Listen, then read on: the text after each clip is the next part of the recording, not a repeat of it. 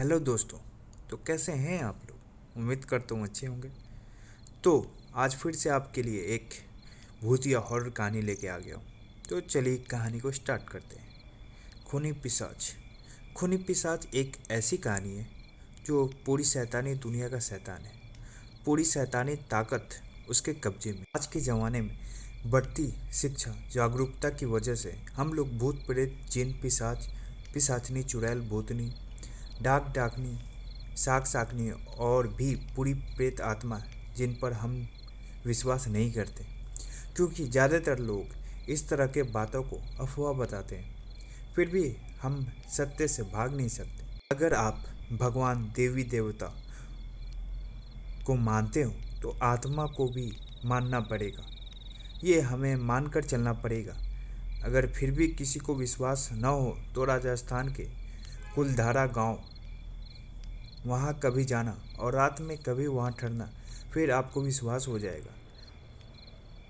खैर छोड़ो, कहानी को स्टार्ट करते हैं। ये कहानी एक ऐसे गांव की है जहाँ पर शाम के 6-7 बजे के बाद कोई भी व्यक्ति घर से बाहर नज़र नहीं आता। मतलब अंधेरा होने से पहले सब अपने घरों में चले जाते हैं।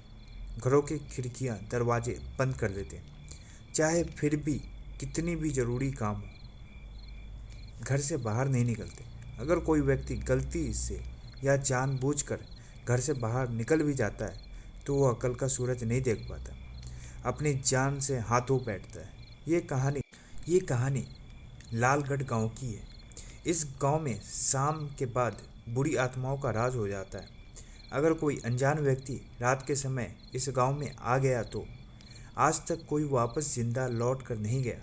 रात के समय लाडगढ़ गांव में हर गली हर नुक्कड़ पर मौत मंडराती है। अगर अमावस की रात हो तो मौत तांडव करती है। आज केशव और उसकी पत्नी और बेटा और बेटी तीनों घर पर अकेले हैं। केशव अपने किसी रिश्तेदार के गांव गया हुआ था।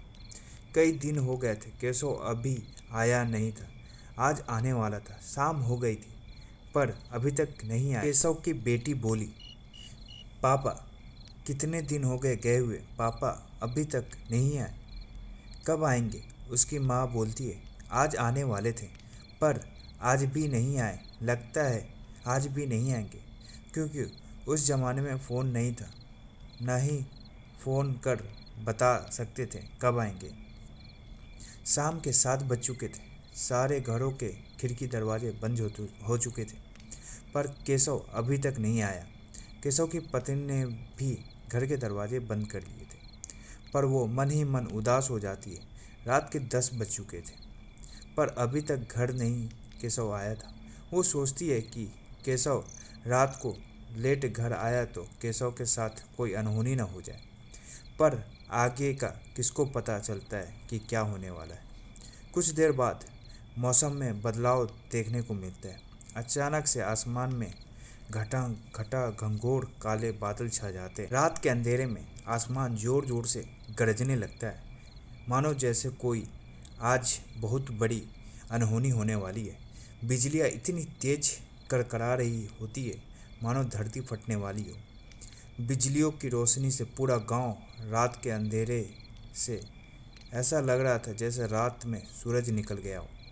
ऊपर से दिसंबर जनवरी के महीने की ठंडी लहरें रात को और ज़्यादा डरावनी बना देती है। रात एकदम अमावस की रात की तरह काली और अंधेरी और एकदम डरावनी प्रतीत हो रही थी। ऐसी अंधेरी और डरावनी रातों में ही बुरी आत्मा इंसानों पर हमला करती है। केशव की पत्नी घर पर अपने दोनों बच्चों के साथ अकेली उदास सोई हुई थी और बाहर सर्द हवा चल रही थी और तेज बारिश होने लगी थी। केशव की पत्नी सुनंदा को नींद नहीं आ रही थी। उसके मन में घबराहट हो रही थी। शायद उसको पहले ही वह तेज सर्द हवा और काली डरावनी रात अनहोनी का एहसास करा रही थी। रात के 12 बज चुके थे पर अब तक केशव की पत्नी सुनंदा जाग रही थी। इतने में उसकी बेटी नींद से जाग जाती है और लगभग 12 साल की थी। मम्मी, क्या तुम अभी तक सोई नहीं? नहीं बेटा, मुझे नींद नहीं आ रही, तुम सो जाओ, मैं सो जाऊंगी। इतने में बाहर से आवाज़ आती है, सुनंदा सुनंदा दरवाज़ा खोलो। मम्मी, ये तो पापा की आवाज़ है, सुनंदा की बेटी बोलती है। सुनंदा घबरा जाती है। आवाज़ तो सुनंदा को केशव की ही लग रही थी। फिर बाहर से आवाज़ आती है, सुनंदा, ओ सुनंदा, दरवाज़ा खोलो, मैं बारिश में भीग रहा हूँ। सुनंदा की बेटी कहती है, माँ, पापा हैं, दरवाज़ा खोलो, पापा ठंड से काँप रहे हैं। सुनंदा घबरा जाती है। उसको पता था कि केशव इतनी रात को घर नहीं आ सकता। फिर केशव और ज़ोर ज़ोर से आवाज़ देता है, सुनंदा, सुनंदा, दरवाज़ा खोलो, मैं बारिश में भीग चुका हूँ और मुझे बहुत ज़्यादा सर्दी लग रही है। लेकिन सुनंदा दरवाज़ा नहीं खोलती। उसे पता था कि बाहर केशव नहीं, उसकी मौत आवाज़ दे रही है। कुछ देर बाद आवाज़ बंद हो जाती है। सुनंदा को भी नींद आ जाती है, पर केशव की बेटी पीहू को नींद नहीं आती। वो अपने पापा के बारे में सोच सोच कर परेशान हो रही थी। वह सोच रही थी कि उसके पापा बारिश में बाहर भीग रहे हैं और उन्हें ठंड भी लग रही है। इतने में पीहू के कानों में आवाज़ गूंजती है, बेटा पीहू, ओ पीहू, दरवाज़ा खोलो। हाँ पापा, अभी खोलती हूँ। और पीहू दौड़कर दरवाजे के पास जाती है और दरवाज़ा खोल देती है। जब पीहू बाहर देखती है कि बाहर कोई भी नहीं है, तो वो अपने पापा को धीरे धीरे आवाज़ देती है, क्योंकि पीहू को डर था कि मम्मी नींद से जाग गई तो उसे डांट पड़ेगी। पीहू देखती है कि बाहर कोई नहीं है, तो वो कमरे से बाहर निकल जाती है। वो सोचती है कि मम्मी दरवाजे नहीं खोलने पर पापा यहाँ से चले गए। जब पीहू बाहर निकलती है तो दिसंबर की ठंडी तेज हवाएं कपकपी छुटा देती है। बारिश का मौसम और बिजलियाँ इतनी तेज गरज रही थी जैसे मानो कोई जंग छिड़ी हो। रात एकदम अंधेरी और एकदम डरावनी थी। पीहू को अपने घर से बाहर एक आदमी दिखाई देता है। वो पीहू को आवाज़ दे रहा था, पीहू बेटा, आई पापा। पीहू दौड़कर पापा के पास जाती है और अपने पापा की तरफ देखती है। बिजली की रोशनी में उसका चेहरा देखकर पीहू का कलेजा फटकर बाहर आ जाता है, क्योंकि वो पीहू का पापा नहीं था। वो तो पीहू के पापा की आवाज़ निकाल रहा था। वो तो एक खूनी पिशाच था जिसका चेहरा इतना डरावना था कि उसे देखते ही जान निकल जाए। पीहू डर के मारे इधर उधर भागने लगती है। वो चिल्लाती है और अपने घर के दरवाजे की तरफ दौड़ती है, पर दरवाज़ा पहले से ही बंद हो जाता है। पीहू घर के बाहर निकल जाती है और गांव की सुनसान गलियों में अंधेरी और काली रात में इधर उधर चिल्लाती भागती है। पिशाच उसका पीछा करते हुए आ रहा था। पीहू डर के मारे कहीं छुप जाती है। जब वो अपने पीछे देखती है तो पिशाच उसके पीछे खड़ा होता है। उसने पीहू को पकड़ लिया और पीहू का खून पी गया। पीहू की एक जोर चीख निकलती है, पीहू को बेरहमी से मार डाला। पीहू की चीख सुनकर सुनंदा की आंख खुल जाती है। वो देखती है कि पीहू कमरे में नहीं है, तो सुनंदा दौड़कर बाहर जाती है और अपने बेटी को पुकारती है। वो अपने पड़ोसियों को पुकारती है, पर किसी ने दरवाज़ा नहीं खोला। फिर वो इधर उधर पीहू को ढूंढने को दौड़ती है।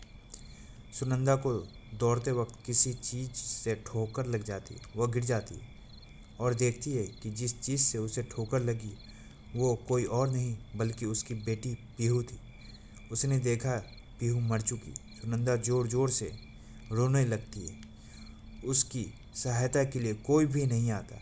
सुनंदा अपनी बेटी को इस हालत में देखकर ज़ोर ज़ोर से रोने लगती है। पीहू से वो कहती है, तुमने दरवाज़ा क्यों खोला? और पीहू का सर गोद में रखकर ज़ोर ज़ोर से रोने लगती है। इतने में पिशाच सामने से कुल्हाड़ी लेकर आ जाता है। सुनंदा पिशाच को सामने से देखकर पीहू को गोद में उठाकर अपने घर की तरफ दौड़ती है। सुनंदा के घर पहुंचने से पहले ही घर के बाहर वाला दरवाज़ा बंद हो जाता है।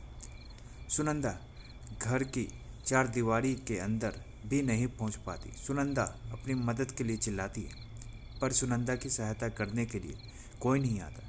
घर का दरवाज़ा नहीं खुलने पर वो और ज़्यादा डर जाती है। वो देखती है कि शैतान हाथ में कुल्हाड़ी लिए उसके पीछे आ रहा है। सुनंदा डर के मारे अपने पड़ोसी के घर की तरफ दौड़ती है। वो पड़ोसियों के घर के दरवाजे खोलने के लिए आवाज़ देती है। वो अपने पड़ोसियों को मदद के लिए पुकारती है, पर कोई भी सुनंदा की मदद के लिए आगे नहीं आता। सुनंदा भागती दौड़ती पूरे गांव में हर किसी के दरवाज़ा खोलने की गुहार लगाती है, पर गांव में किसी ने दरवाज़ा नहीं खोला। रात एकदम डरावनी थी। सर्दी की रात में वो ठंडी तेज हवाएं और साथ में बारिश की बूंदें उस शैतान के साथ देने जैसा काम कर रही थी। आसमान में बिजलियां इतनी तेज कड़कड़ाहट कर रही थी कि आसमानी बिजलियों की रोशनी से पूरा गांव साफ दिख रहा था। गांव की गलियों में बारिश का पानी आसमानी बिजलियों की वजह से एक दर्पण की भांति चमक रहा था। सुनंदा को पता था कि आज दरवाज़ा कोई नहीं खोलेगा। वो रात के अंधेरे में सुनसान पड़ी गांव की गलियों में दौड़ती रही और आखिर में गांव में पड़ी एक पुरानी कई सालों से सुनसान पड़ी हवेली के पास पहुंच गई।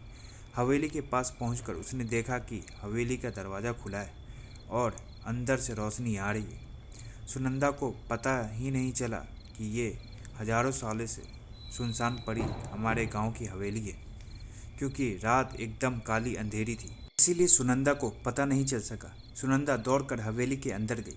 सुनंदा देखती है कि कोई बूढ़ा आदमी आग जलाकर बैठा है और ठंड से कांप रहा है। सुनंदा उस बूढ़े आदमी से उस शैतान से बचाने की गुहार लगाती है और उस आग पर अपने हाथ पैर तापने लगती है, क्योंकि वो अपने बेटी की चीख सुनकर घर से बगैर कंबल लिए ही भागी थी। इस वजह से सुनंदा ठंड से कांप रही थी और बारिश से भीग चुकी थी। सुनंदा आग से अपने आप को ठंड से बचाना चाहती थी। सुनंदा उस बूढ़े आदमी को सारी बात बताती है। बूढ़ा आदमी सुनंदा की बात सुनकर हंसने लगता है। सुनंदा को उस बूढ़े आदमी को देखकर आश्चर्य होता है। सुनंदा को अचानक से गंध आने लगती है। वो अपने चारों तरफ देखने लगती है। फिर वो आग में देखती है। वो ये सब देखकर दंग रह जाती है। उसका कलेजा फटकर बाहर आ जाता है, क्योंकि उस आग में पीहू का शरीर जल रहा था। सुनंदा एकदम घबरा गई, क्योंकि सुनंदा ने अपने बेटी का शव अपने घर के दरवाजे के बाहर रखा था। वो अपने बेटी को इस तरह देखकर पूरी तरह डर गई थी। सुनंदा ने जैसे ही उस बूढ़े आदमी की तरफ देखा, वही शैतान था। सुनंदा चीख पड़ी और वहाँ से भागने लगी। सुनंदा को पता नहीं था कि ये हवेली इस शैतान का अड्डा था। यह हवेली काली आत्माओं का अड्डा था। ये रात में कोई आदमी आ गया तो आज तक वापस जिंदा लौट कर नहीं गया। पर यह बात सुनंदा को पता नहीं थी। उसे तो बाद में पता चला कि वो इस वक्त पुरानी हवेली में मौजूद है। सुनंदा भागकर उस हवेली से दूर जाना चाहती थी, पर ऐसा नहीं कर पाई, क्योंकि जब सुनंदा दौड़कर दरवाजे के पास गई तो दरवाज़ा बंद हो चुका था। सुनंदा डर के मारे जोर जोर से चीखने लगी, पर उसकी सहायता के लिए कोई भी नहीं आया। उसने पीछे मुड़कर देखा तो वहाँ पर ना तो वो शैतान था, ना ही जलती हुई आग। सुनंदा के पास कोई रास्ता नहीं बचा था, सिर्फ भगवान को याद करने के अलावा। वो भगवान को याद करती है। सुनंदा को अचानक से याद आता है कि उसके गले में माँ शेरावाली की मूर्ति है। उसने तुरंत वो मूर्ति गले से बाहर निकाला और अपने हाथ में पकड़ लेती है। जब सुनंदा अपने पीछे देखती है तो शैतान हाथ में कुल्हाड़ी लिए खड़ा था। वो धीरे धीरे सुनंदा की तरफ बढ़ता जा रहा था। जैसे ही वो सुनंदा पर वार करने वाला था, सुनंदा ने उस मूर्त को शैतान के सामने कर दिया। पिशाच की जैसी ही दृष्टि उस मूर्त पे पड़ी, वो वहाँ से गायब हो गई। सुनंदा उस सुनसान हवेली में से भागना चाहती थी, पर पिशाच ने फिर से एक चाल चली। सुनंदा जैसे ही वहाँ से भागी, पीछे से उसकी बेटी पीहू की आवाज़ आने लगी, मुझे इससे बचाओ। सुनंदा जैसे ही पीछे मुड़ी, उसने देखा शैतान पीहू को मारने की कोशिश कर रहा है। सुनंदा ने यह सब देखा तो वो एकदम घबरा गई। मम्मी, क्या देख रही हो? मुझे बचाओ। पीहू जोर जोर से रोने लगी। शैतान ने जैसे ही पीहू पर कुल्हाड़ी से वार करना चाहा, सुनंदा ने बिना सोचे समझे वो मूर्त पीहू की तरफ फेंक दी। मूर्त फेंकते ही वहाँ पर ना ही शैतान रहा, ना ही पीहू, क्योंकि ये उस शैतान की चाल थी। पीहू को वह पहले से ही मार चुका था। सुनंदा उसके जाल में फंस गई और अपनी जान से हाथ धो बैठी। जैसे ही सुनंदा ने मूर्त को वापस लेना चाहा, बीच में वह शैतान हाथ में कुल्हाड़ी लिए आ गया। जैसे ही सुनंदा भागने लगी, उस शैतान ने कुल्हाड़ी से वार किया। सुनंदा की एक जोर चीख सुनंदा की जान चली गई। जैसे ही सुबह हुई, गांव से घरों से सब बाहर निकलने लगे। लोग केशव के घर का पता लेने आए थे तो देखा पीहू अपने घर के दरवाजे पे मृत अवस्था में पड़ी हुई है। सुनंदा का पता नहीं चला कहाँ है वो। केशव जब आया घर तो ये सब देखकर होश खो बैठा। लोगों ने सारी कहानी बताई। आगे केशव के साथ क्या होता है जानने के लिए लाइक, कमेंट एंड सब्सक्राइब जरूर